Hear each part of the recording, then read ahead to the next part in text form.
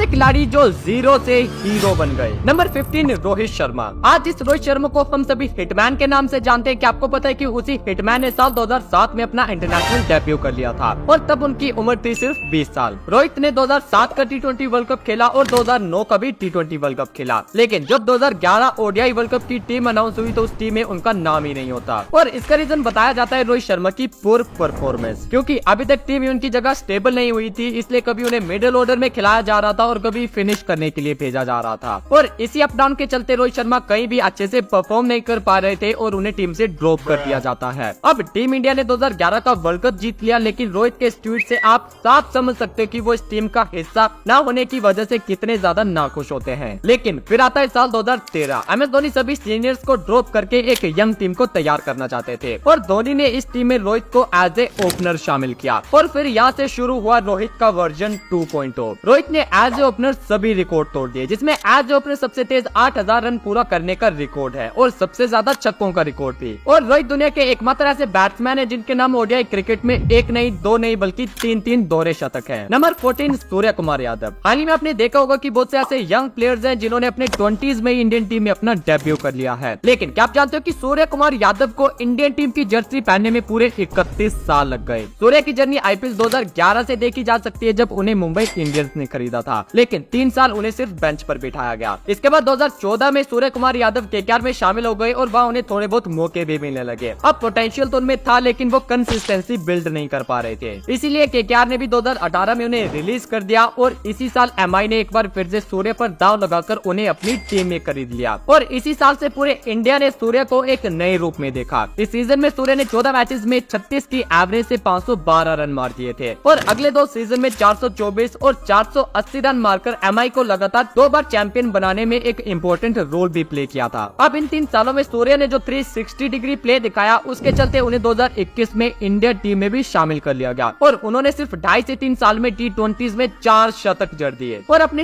Hard work के चलते आज 33 साल के सूर्य इंडियन T20 टीम के कैप्टन भी बन चुके हैं। Number 13 Stuart Broad. जब आप इस बंदे का कैरियर देखोगे तब आपको लाइफ का एक बहुत बड़ा लेसन मिलेगा कि अगर आपकी जिंदगी में कोई एक दिन खराब जाता है तो इसका मतलब ये नहीं कि आपकी पूरी जिंदगी खराब है। 19 सितंबर 2007 ये वही दिन है जिस दिन युवराज सिंह ने स्टुअर्ट ब्रॉड के एक ओवर में लगातार 6 छक्के जड़ दिए थे और ये एक कैरियर डिस्ट्रॉइंग ओवर था, क्योंकि आप खुद इमेजिन करके देखो, अगर आपको इंटरनेशनल लेवल पर 6 गेंदों में लगातार 6 छक्के पड़ जाएं तो बाकी टीममेट और सिलेक्टर्स तो छोड़ो, आपका खुद अपने आप से कॉन्फिडेंस खत्म हो जाएगा। लेकिन यहाँ से आप ब्रॉड का कमबैक देखो, इस ओवर को उन्होंने एक बुरे सपने की तरह बुला दिया और खुद पर 10 गुना ज्यादा हार्ड वर्क करा। और अगर आज आप टेस्ट क्रिकेट में सबसे ज्यादा विकेट्स लेने वाले बॉलर्स की लिस्ट निकालोगे तो उस लिस्ट में 5वें नंबर पर आपको ब्रॉड का नाम देखने को मिलेगा। और आज ब्रॉड को लोग उन 6 छक्कों के लिए नहीं बल्कि one of the greatest bowlers of all time के लिए जानते हैं। Number 12 PAT Cummins. टेस्ट में नंबर 1 बॉलर बनना, ऑस्ट्रेलियन टीम का कैप्टन बनना, वर्ल्ड टेस्ट चैंपियनशिप जीतना और फिर वर्ल्ड कप जीतना। पैट कमिंस को ये सारी सक्सेस कैसे एकदम से मिल गई ना? वेल, देखने में तो यही लगता है, लेकिन असल में ऐसा है नहीं। 2011 में जब पैट कमिंस सिर्फ 18 साल के थे तब उनका ऑस्ट्रेलियन टीम में डेब्यू होता है। अपने डेब्यू T20 मैच में कमिंस ने 3 विकेट लिए, ODI डेब्यू में भी 3 विकेट लिए और टेस्ट डेब्यू की दोनों पारियों में उन्हें 7 विकेट मिलते हैं। लेकिन जब अपने कैरियर की प्रोमिसिंग स्टार्ट के बाद कमिंस को बूस्ट मिलना चाहिए था, वहीं उन्हें इंजरीज ने पकड़ लिया, कभी हील इंजरी तो कभी स्ट्रेस फ्रैक्चर, और इन इंजरीज के चलते कमिंस को लगातार टीम से बाहर रहना पड़ा और दोबारा इंटरनेशनल टीम में वापसी करने के लिए उन्हें पूरे 6 साल लग गए। लेकिन जैसे वो फिट होकर दोबारा टीम में आए, उन्होंने फिर पीछे मुड़कर नहीं देखा और एक के बाद एक माइलस्टोन्स अचीव करते चले गए। Number 11 Nicholas Pooran. अगर आज के टाइम में हम टॉप 6 हिटर्स की बात करें तो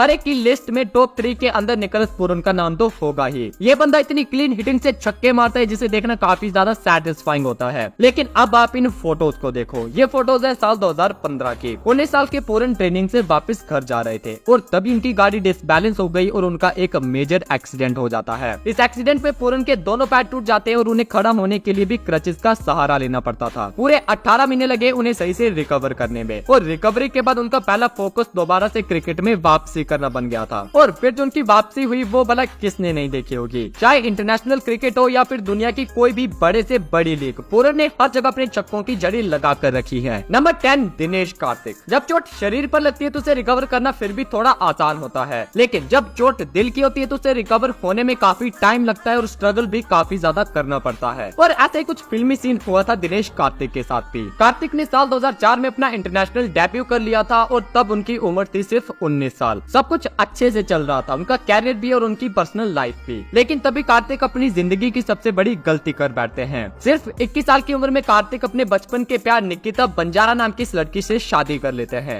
शुरू में तो सब कुछ ठीक रहता है, लेकिन शादी के 5 साल बाद कार्तिक को पता चलता है कि उनकी वाइफ का उन्हीं के बेस्ट फ्रेंड और टीममेट मुरली विजय के साथ अफेयर चल रहा है। और इस बिट्रेल के बाद कार्तिक का डाइवोर्स हो गया और उनकी पत्नी ने मुरली विजय के साथ शादी कर ली। अब इस बिट्रेल का असर कार्तिक की पर्सनल लाइफ के साथ साथ उनके कैरियर पर भी पड़ने लगा। Kartik day by day inconsistent होते जा रहे थे, जिसकी वजह से उन्हें इंटरनेशनल टीम से भी ड्रॉप कर दिया जाता है। लेकिन फिर उनकी किस्मत ने एक यू टर्न लिया और उनकी जिंदगी में दीपिका पल्लिकल नाम की इस लड़की की एंट्री होती है। कार्तिक को एक बार फिर से प्यार होने लगा और वो डिप्रेशन से बाहर आने लगे और इस बार उनके प्यार को सामने से रिस्पेक्ट भी मिली और 2015 में कार्तिक और दीपिका ने शादी कर ली। शादी के बाद कार्तिक की पर्सनल लाइफ तो ट्रैक पर आ गई, लेकिन अपने कैरियर को ट्रैक पर लाना भी बाकी था। और जिस एज में लोग रिटायर होने की सोच लेते हैं, उस एज में कार्तिक ने एक जबरदस्त कमबैक करा और वो बन गए one of the great finisher. चाहे निदांस ट्रॉफी का फाइनल देख लो या फिर आरसीबी के लिए क्रूशियल मैचेस में की गई उनकी फिनिश। और अपने इस कमबैक से कार्तिक आज की जनरेशन के लिए एक रोल मॉडल बन गए हैं। नंबर 9 रियान पराग। ज्यादा नहीं, अगर आप 1.5-2 साल पीछे का देखो तो ये बंदा सिर्फ 20 साल की उम्र में इंडिया का मोस्ट हेटेड क्रिकेटर बन चुका था। 2019 आईपीएल में रियान पराग का डेब्यू हुआ जब उन्हें राजस्थान रॉयल्स ने 20 लाख देकर अपनी टीम में शामिल किया था। इस टीम ने रियान पराग पर काफी ज्यादा कॉन्फिडेंस दिखाया और लगातार इन्हें खेलने का मौका दिया गया, लेकिन रियान पराग फ्लॉप पर फ्लॉप होते चले गए और ऊपर से उनका जो एटीट्यूड था वो लोगों को बिल्कुल भी पसंद नहीं आ रहा था, जिसके चलते लोग उन्हें हर जगह ट्रोल करने लगे, कभी पान पराग कहकर और कभी टैलेंट लेस कहकर। लेकिन रियान पराग इस सारी हेट के साथ खुद को इम्प्रूव करते चले गए। पहले तो डोमेस्टिक क्रिकेट में रनों की झड़ी लगा दी और फिर आईपीएल 2024 में 50 प्लस की एवरेज से 573 रन जड़ दिए। लेकिन जो सबसे बड़ा चेंज था वो थी उनकी मैच्योरिटी। जिस रियान पराग को लोग टैलेंट कम और एटीट्यूड ज्यादा के लिए ट्रोल करते थे, इस सीजन में पराग की मैच्योरिटी देखकर उन सभी लोगों का मुंह तो बंद हो गया था और अपनी इस परफॉर्मेंस के चलते आज रियान पराग इंडियन टीम तक भी पहुंच चुके हैं और कई एक्सपर्ट्स तो ये मानते हैं कि रियान पराग इंडियन टीम का नेक्स्ट फेस भी बन सकते हैं। Number 8 Steven Smith. एक बॉलर जो कि नंबर 8, नंबर 9 पर बैटिंग करता था, वो बॉलर अगर दुनिया का नंबर 1 बैट्समैन बन जाए तो इससे बड़ा कमबैक भला क्या हो सकता है। और ये कमबैक स्टीवन स्मिथ के कैरियर का मेन हाईलाइट भी है। स्मिथ ने अपने कैरियर की शुरुआत एज ए लेग स्पिनर करी थी, लेकिन फिर धीरे धीरे उन्हें समझ आने लगा कि अगर ऑस्ट्रेलिया की टीम में लंबा टिकना है तो लेग स्पिन से काम नहीं चलने वाला। सो स्मिथ ने अपने कैरियर को 360 डिग्री चेंज कर दिया और लेग स्पिन छोड़कर बैटिंग को ज्यादा प्रेफरेंस दी और आज स्टीवन स्मिथ बैटिंग के गोट बन चुके हैं। नंबर 7 अर्शदीप सिंह। ये कैच आपको याद है क्या?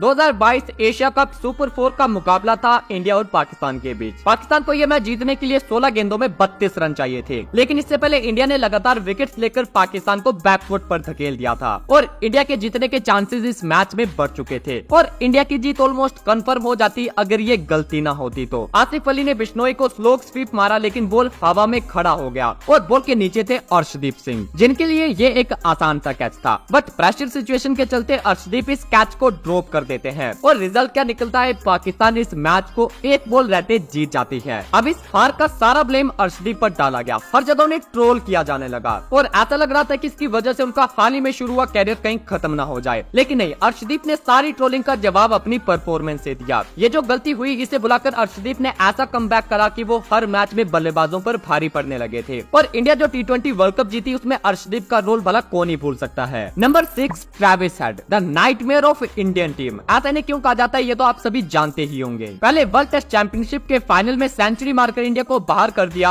और फिर वर्ल्ड कप फाइनल में फिर से सेंचुरी मारकर इंडिया का ये सपना भी तोड़ दिया। लेकिन ट्रेविस हेड को जिस जगह आज आप देख रहे हो वहां तक पहुंचने में उन्हें भी काफी ज्यादा स्ट्रगल करना पड़ा था। फर्स्ट क्लास कैरियर में अच्छी परफॉर्मेंस के चलते 22 साल के ट्रेविस हेड को इंटरनेशनल टीम में भी शामिल कर लिया गया और उनकी पहली सीरीज थी 2016 में इंडिया के अगेंस्ट, जो कि बुरी तरह से फ्लॉप रहती है। मेन दिक्कत ये थी कि उस टाइम ऑस्ट्रेलिया के टॉप ऑर्डर में उनके लिए कोई जगह नहीं थी, क्योंकि एरन फिंच और डेविड वार्नर उस पोजीशन को डोमिनेट कर रहे थे। इसलिए कभी हेड को मिडिल ऑर्डर में शामिल किया जाता तो कभी एज ए फिनिशर, लेकिन कंसिस्टेंसी कहीं भी बिल्ड नहीं हो रही थी। और क्या आप जानते हो कि 2016 और 17 के आईपीएल सीजन में ट्रेविस हेड आरसीबी टीम का हिस्सा भी थे। इन 2 सालों में उन्हें 10 मैचेस खेलने का मौका मिला, लेकिन कंसिस्टेंसी यहाँ भी नहीं दिखी और इन 10 मैचेस में सिर्फ 205 रन बना पाए, जिसमें 50 प्लस का स्कोर सिर्फ एक पार कर पाए थे और इसके बाद इन्हें आईपीएल में भी किसी ने खरीदा ही नहीं। लेकिन इन सभी फेलियर्स ने ट्रेविस हेड को उनका बेस्ट वर्जन बनने में उनकी काफी ज्यादा हेल्प करी और उनके कैरियर का टर्निंग पॉइंट रहा एशेज 2021, जिसमें वो प्लेयर ऑफ द सीरीज रहते हैं। फिर 2023 WTC जहां ट्रेविस हेड के 163 रन के चलते ऑस्ट्रेलिया ने इंडिया को आसानी से हरा दिया था और फिर फिर 2024 का वर्ल्ड कप फाइनल, जहां एक बार फिर से हेड की कंसिस्टेंसी ने इंडिया के वर्ल्ड कप ट्रॉफी के सपने को तोड़ दिया था।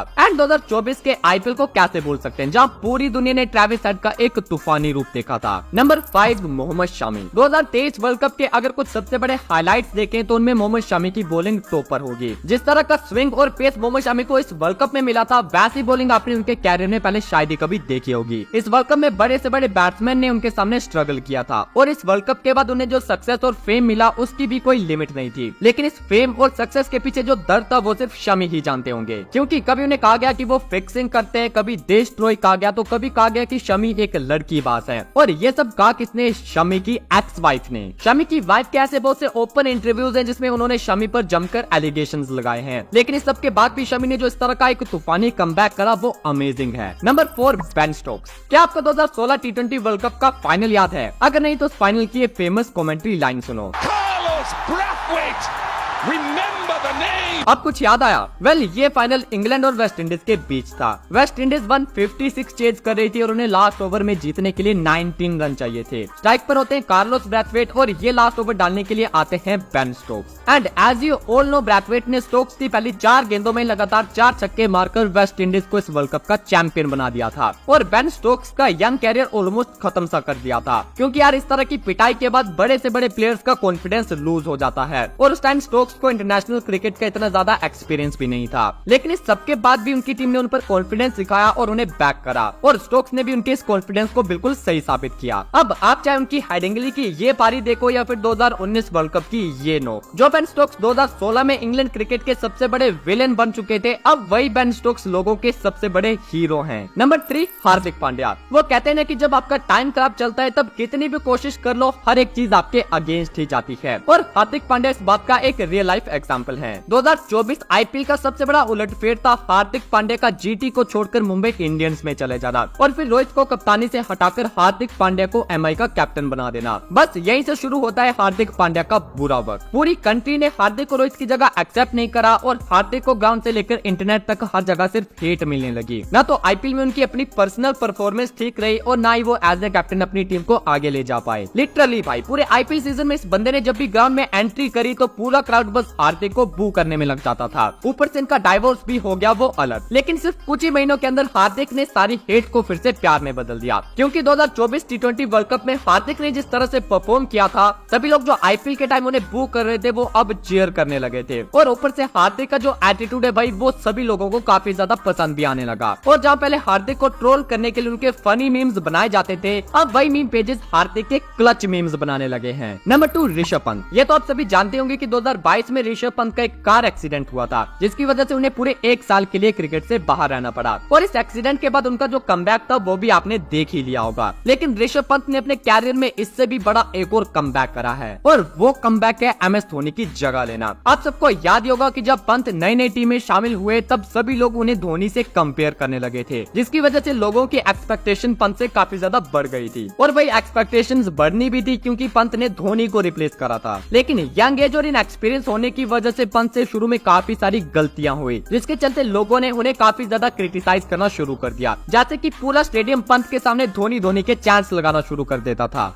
स्टंपिंग मिस हुई मेरे से मोहाली में, and everybody started chanting Dhoni करके। I used to feel bad. I used to go back and cry. अब इस सबसे पंत का कॉन्फिडेंस ऑब्वियसली लूज तो हुआ होगा, लेकिन पंत को ये क्लियर था कि वो नेक्स्ट एमएस धोनी नहीं बल्कि अपना एक बेटर वर्जन बनेंगे। और पंत ने ऐसा करके भी दिखाया, चाहे कीपिंग हो या फिर बैटिंग, हर जगह पंत ने एक ग्रेट कमबैक करा। और एक टाइम जहाँ लोग पंत के सामने धोनी के चांस लगाकर उन्हें टीज किया करते थे, आज वही लोग पंत के लिए चीयर करते हैं।